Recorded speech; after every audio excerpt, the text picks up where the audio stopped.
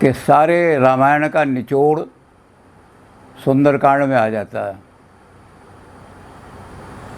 और इसमें ये चर्चा हो रही थी कि पहली चीज़ तो सुंदरकांड में ये है कि जितने भी कांड हैं वो हिरासोन्मुख हैं।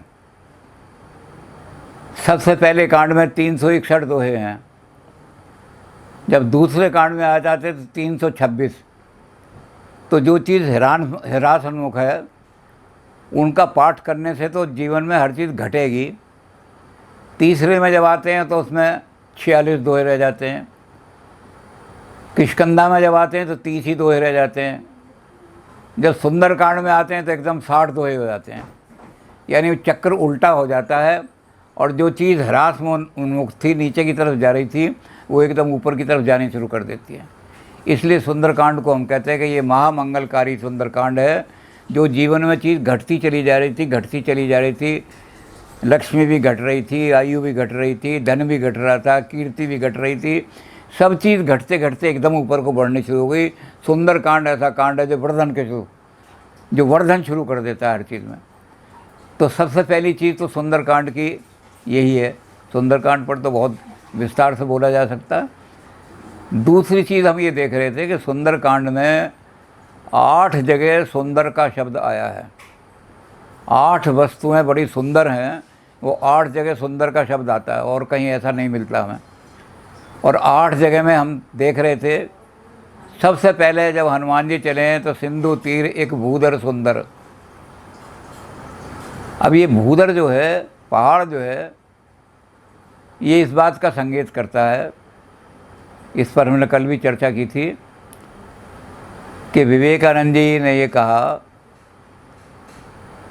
कि जो आदमी समय की धारा के साथ बह जाते हैं उनका व्यक्तित्व तृण के समान होता है, तिनके के समान। और सबसे बड़ी बात यह कि तिनके के लिए गुण भी यही सबसे अच्छा है। तिनके के लिए यही किसी से टक्कर ना ले, नहीं तो नष्ट हो जाएगा। तो इसलिए वर्चू है तिनके की ये कि स्वे with the events currents of the event. जिधर को धारा प्रवाह चल रही है उधर को ही चलने लगे। सब खड़े होकर के लघु शंका कर रहे हैं तो वो भी खड़े होकर लघु शंका करने लगे। तो जिनके तिनके जैसे व्यक्तित्व होते हैं उनका तो ये है। लेकिन जिनके स्ट्रॉन्ग मजबूत व्यक्तित्व होते हैं वो पहाड़ की तरह होते हैं, वो धारा प्रवाह की धारा ही बदल देते हैं।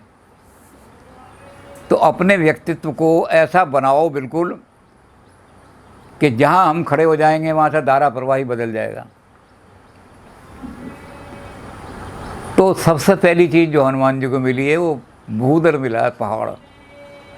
हनुमान जी का यही है कि जहाँ खड़े हो गए धारा बदल दी, प्रवाह बदल। करंट हो तो इवेंट के साथ नहीं बहते हो। तो अपने व्यक्तित्व को एक पहाड़ की तरह से बनाओ। जब आत्मविश्वास आपका जागेगा तो आप बड़े से बड़े काम को भी, जैसे हनुमान जी ने किया था कि जामवंत तो कह रहे हैं हनुमान जी ये समुद्र पार करना है, और हनुमान जी जब खड़े हुए हैं उन्होंने कहा कि मैं तो बहुत महान काम करने के लिए दुनिया में आया हूँ। मैं इसलिए नहीं आया कि जैसे दुनिया में आए, रोटी खाई, विवाह करा, बच्चे पैदा करे, गंदगी के ढेर पे कूदे, मर गए, इस काम के लिए नहीं आया। मैं दुनिया में कोई महान काम करने आया हूँ। और जब आदमी में ये आत्मविश्वास बन जाता है कि मैंने तो IAS बनना है, मैंने चीफ सेक्रेटरी बनना है, और पक्का विश्वास बन जाता है आदमी के अंदर, तो बड़ी बड़ी समस्याएं भी छोटी दिखाई देने लगती हैं। तो हनुमान जी ने कहा कि जामवंत जी कौन सा समुद्र है जिसको पार करना है? जामवंत जी कहने लगे यही समुद्र पार दिखाई दे रहा है। कहने लगे समुद्र है? आपको समुद्र दिखाई दे रहा है? कहते मुझे तो लग रहा है कि खारे जल की जलधारा को लांघूं या अभी लील जाऊं। मुझे तो खारे पानी की नाली दिखाई दे रही है ये। कहने लगे जामवंत जी के हनुमान जी जिसमें इतना दृढ़ विश्वास हो उसके लिए वाकई समुद्र कोई मान ही नहीं रखता। तो पहली चीज़ जो है वो सिंधु तीर एक भूधर सुंदर, और जिसके अंदर इतना विश्वास आ जाए। दूसरा मिलेगा उनका कनक कोटि विचित्रमय कृत सुंदरायतना। जब वो पहुँच गए हैं सब कूद करके, और लंका के अंदर जैसे कूदे हैं तो हनुमान जी ने देखा कनक कोटि विचित्र, सोने की दीवारें हैं किले की। इतना सोना है, भौतिकवाद है सारा का सारा। और भौतिकवाद में क्या है, सोना ही उनका भोजन है, सोना ही उनका पिता है, सोना ही उनकी माता है, सोना ही उनका रिश्तेदार है। अगर माँ बाप के पास सोना नहीं है तो बच्चे जो हैं उन्हें भी त्याग देंगे माँ बाप को, और माँ बाप के पास सोना दिखाई दे रहा है तो बच्चे कहेंगे वाह वाह, और दूसरे को भी जिसके पास सोना दिखाई दे रहा है उसको भी पिता बना लेंगे जाके, तुम तो मेरे बाप हो। तो ये सोना जो है ये वहाँ दिखाई दिया हनुमान जी को कि वो कितना बना हुआ है, सुंदर आयतन, बड़ा आयतन लंका का उनको बड़ा सुंदर दिखाई दिया कि ये है भौतिकवाद की मर्यादा, बड़ी चमक दमक हो रही है। और आगे चलते हैं, काफ़ी दूर चलते चलते जब हनुमान जी पहुंच जाते हैं तो लंका के अंदर पहुंच जाते हैं। वहाँ सीता जी बैठी हुई हैं, राम नाम सुमरन कर रही हैं। तो हनुमान जी मुद्रिका डाल देते हैं, और सीता जी ने मुद्रिका जो उठाई तो तब देखी मुद्रिका मनोहर, राम नाम अंकित अति सुंदर। उन्हें बड़ा सुंदर नाम दिखाई दिया राम का, राम से सुंदर नाम कोई नहीं है। तो राम नाम जो सुंदर दिखाई दिया सीता जी को, तो सुंदर तीसरी चीज़ सुंदर ये मिल गई। अब जो सीता जी के साथ ये हनुमान जी की बातचीत हुई तो हनुमान जी ने कहने लगे, मात मोह लागी अति भूखा, देख रूख सुंदर फल रूखा। तो जो सुंदर कांड का पाठ करने वाला है उसको फल भी सुंदर ही मिलेंगे, उसका कोई भी उद्योग निष्फल नहीं होगा। सुंदर फल है सुंदर कांड में, सुंदर फल रूखा। अब जैसे वाल्मीकि ने लिखा है इसके बारे में कि सुंदर कांड में क्या है, सुंदरे सुंदरी सीता, सुंदरे सुंदरी कथा, सुंदरे सुंदरी वार्ता, सुंदरे किम न सुंदरम। तो अब कथा की बात चल रही है, इतनी सुंदर, सारा लंबा के राम हनुमान जी के वो चलेंगे, चर्चा तो करेंगे। अभी तो ये देख रहे हैं भी 8 चीज़ें सुंदर कौन सी हैं।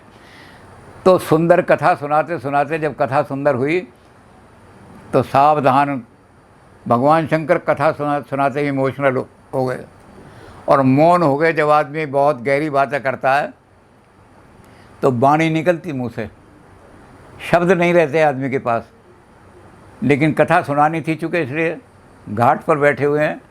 तो सावधान मन कर अति शंकर, कहने लगे कथा अति सुंदर।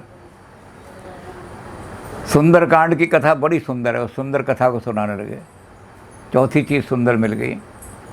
अब सीता जी जो हैं उनको रावण जब धमकाने आया है और कह रहा है कि मैं 1 महीने के अंदर मेरा कहानी माना तो मैं मारूँ काट कृपाणा, 1 महीने के बाद तेरा सिर काट दूंगा, देख ले अगर जीवित बचना है। तो सीता जी ने एकदम कहा, दाम सरोज श्याम, श्याम सरोज दाम सम सुंदर, प्रभु बुझ करी कर सम 10 कंदर। रावण तूने मेरे राम की भुजाएं नहीं देखी हैं इसलिए अकड़ रहा है। तो कहने तेरे राम की भुजाएं कैसी हैं? उसने कहा जो भक्त हैं उनके, जो उनकी शरण में आ गए हैं, उनके लिए नील कमल के समान, जैसे नील कमल की धारा होती है, नील कमल की पंक्ति बनी हुई है, नील सरोज दाम सम सुंदर, उनके लिए तो नील कमल के समान सुंदर मेरी राम की भुजाएं। और तेरे जैसे दुष्ट के लिए करी कर सम, जैसे हथनी की सूंड होती है, पेड़ को एक बार लपेट लेती है तो पेड़ को भी उखाड़ के फेंक देती है, तो तेरे जैसे दुष्ट के लिए करी कर सम 10 कंदर, वो हाथी की सूंड जैसे हैं मेरे। वो कहने लगा इतने मजबूत हैं। कहने लगा अब तो थोड़े दिनों बाद जाए तो वहाँ जा कर के अपने मित्र से पूछ लेना, तेरा बहुत गहरा मित्र है बाली, वो बाली बता देगा मेरी राम की भुजाओं का प्रताप। कहते बाली बड़ा अकड़ रहा था कि मैं ये हूँ वो हूँ, सुग्रीव डरा हुआ बैठा था और राम ने सुग्रीव को विश्वास दिलाया था कि तू जो इतनी बातें कर रहा है, कि इतना आतंकित कर रखा है, चारों तरफ आतंकवाद फैला रखा है बाली ने, बाली के नाम से लोग कांपते हैं। तो राम खड़े हुए पहले सुनते रहे और फिर सुनने के बाद सुग्रीव के कंधे पर हाथ रख के कहा, सुन सुग्रीव, अब तू अपनी व्यथा सुना चुका, अब मेरी बात सुन ले। अब भारत की आत्मा बोलेगी, तेरे अंदर से पिटा हुआ इतिहास बोल रहा है, अब भारत की आत्मा बोलेगी, वो मैं तुझे कहता हूँ। तो सुन सुग्रीव, मारी हूँ बाली एक हूँ बाण। अभी भारत का तेज नहीं जागा है, जिस दिन तेज जाग जाएगा भारत का, एक बाण में सारे आतंक को ख़त्म कर देंगे, दूसरा बाण चलाने की ज़रूरत नहीं। तो मैं तो भारत का तेज, ये छोटे छोटे बंदर जो हैं इनका भी तेज जगह के ऐसा कर दूंगा कि छोटे छोटे बंदर भी रावण को मार देंगे सारे के सारे। तो कहते मेरे प्रभु की भुजा ऐसी है, और कहते इसलिए उन्होंने कहा था, बाली को कह दिया था कि मम भुज बर आश्रित ते ही जानी, मारण चहति मूढ़ अभिमानी। तुझे पता था कि मेरी माला इसके गले में पड़ी हुई है, मैंने अपनी भुजाओं का आश्रय दे दिया इसको, और फिर भी तूने मुझसे पंगा लिया, मेरी भुजाओं का बल देख लिया, एक ही बाण में तेरा नाश कर दिया। तो कहने लगे रावण मेरे राम की भुजाएं ऐसी हैं, श्याम सरोज दाम सम सुंदर। पांचवी चीज़ सुंदर ये मिल गई। अब छठी चीज़ से क्या सुंदर मिलेगी? भगवान राम ने कहा अब चलो जल्दी जल्दी और जा कर के लंका पर चढ़ाई कर दो। तो राम ने प्रयाण का, चलने का हुक्म दिया। तो शगुन भये सुंदर, अब शगन भी बड़े सुंदर हो रहे हैं। जहाँ सुंदरकांड का पाठ होगा वहाँ उसी दिन से शगुन सुंदर होने शुरू हो जाएंगे, क्योंकि मंगल भवन अमंगल हारी। राम जो है, ये राम का नाम मंगल भवन है। जहाँ ये नाम लिया जाएगा वहाँ कैसे ही अमंगल आ रहा हो उसका नाश हो जाएगा और मंगल ही मंगल हो जाएगा। तो इसलिए कहते जब राम वहाँ से चल रहे हैं सुंदर, तो शगुन भये सुंदर शुभ नाना। अब वहाँ अच्छे अच्छे शगुन होने शुरू हो गए राम के आगे चलने के। आगे चले फिर ये सारे सब, समुद्र जो है वो रास्ता नहीं दे रहा। राम कहने लगे लक्ष्मण इससे प्रार्थना करो, पहले किसी को दंड देने से पहले उससे प्रार्थना कर लेनी चाहिए। अगर प्रार्थना से मांगे, क्योंकि जो जड़ लोग होते हैं, मूर्ख लोग होते हैं, राम ने दो उसके लिए विशेषण लगाए हैं समुद्र के लिए। जलधि न मानत जलधि जड़, गए 3 दिन बीत, ये जड़ है। और जड़ लोग जो हैं विनती से नहीं मानते। जब कोई उनका आगे विनती करे तो वो वीकनेस समझते हैं, कहते कोई दुर्बल आदमी है जो हाथ जोड़ रहा है हमारे। वो ये नहीं समझते कि भाई तुझे समझाने के लिए विनती कर रहे हैं। तो पहला तो विशेषण दिया उसको कि समुद्र जो है जड़ है। और जब समुद्र बोला थोड़ा कि हम तो जड़ हैं जी, हमारी बात तो जड़ता की है, तो विचारों से आदमी का पता लगता है। और बहुत बड़े बढ़िया कपड़े पहन करके एक आदमी जो था वो किसी से मिलने के लिए गया। जब वो मिलने के लिए गया तो जो अंदर बैठे थे उन्होंने कहा कोई मिलने तो आया नहीं, वो मेज़ पर पैर रखे हुए बैठे थे। तो उनके चपरासी ने आकर कहा सर कोई मिलने के लिए आया, बहुत बढ़िया कपड़े हैं उसके और बहुत बढ़िया कोई बड़ा आदमी दिखाई दे रहा है। तो उन्होंने पैर खींच करके मेज़ से नीचे कर लिए, ज़रा कुर्सी पर संभल के बैठ गए। कहने लगे बुला लाओ उनको। अब वो जो उनके कपड़े जो देखे उनके, तो समझे कोई बड़ा आदमी आइए बैठिए। तो कहने लगे किम नाम। तो जैसे ही कहा किम नाम, तो उसने कहा राम प्रकाश। अब प्रकाश कहते ही उन्होंने एकदम कहा कि अगर तू राम प्रकाश है, प्रकाश नहीं है, तू राम प्रकाश है, तो फिर मुझे क्या ज़रूरत पड़ी है कि मेज़ पे से मेज़ के ऊपर से पैर संगोड़ के बैठूँ। पैर फिर फैला लिए। तो शब्द से पता लग जाता है कि आदमी के शब्दों से पता लग जाता है कि आदमी कितना पढ़ा लिखा है, कितना ऊंचा है, कितना नीच है। नीच आदमी जो वचन बोलेगा उससे पता लग जाएगा बड़ा नीच आदमी है। तो राम ने दूसरा विशेषण दिया, कांटे पे कदरी फरे, लाख जतन कोई सींच। केले पे एक बार ही फल आता है, चाहे कितनी बार सींच लो उसको। तो विनय है ना, फिर इसलिए काटना पड़ता है केले को, फिर दोबारा उगता है, फिर फल देता है। तो कहते हैं विनय न माने खगेश तब, डांटे पे नव नीच। इससे नीच सिद्ध होता है कि जो आदमी विनय से नहीं मानता और जूता दिखाने से मानता है, ये बहुत नीच आदमी है। तो समुद्र ने क्या कहे, समुद्र के कौन से विचार थे जिसके कारण से नीच कहा? समुद्र ने खड़े होते कहा कि महाराज हम तो जड़ हैं, हमारी बुद्धि तो जड़ है, तो हमारे विचार तो ये हैं कि ढोल गंवार शूद्र पशु नारी, सकल ताड़ना के अधिकारी। शूद्र, नारी, ढोल, पशु, इनको ताड़ना करती रहनी चाहिए, ये इस ताड़ना के अधिकारी हैं। राम ने कहा भारतीय संस्कृति में इतने नीच विचार, जिसके विचार इतने नीच हों उससे बात नहीं करनी चाहिए। क्या करें फिर? लक्ष्मण बाण सरासन आनो। लक्ष्मण, ये आदमी इतना नीचे, इससे बात करने की, तर्क करने की कोई जरूरत नहीं, इसके इतने नीच विचार। और जिस आदमी के इतने नीच विचार, क्या करे कि मेरा बाण लेकर के आओ, मार दो, इसका नाश करता हूँ। जिसके इतने नीच विचार हों, उससे बात करने के लिए पहले जूता उठाओ हाथ में, और जैसे ही वो विचार बोले मारो जूता, इतना नीच विचार तेरे, तो विचारों से नीच लगता है। तो ऐसे आदमी को उन्होंने कहा कि शठ सन विनय कुटिल सम प्रीति सहज कृपण सन सुंदर नीति।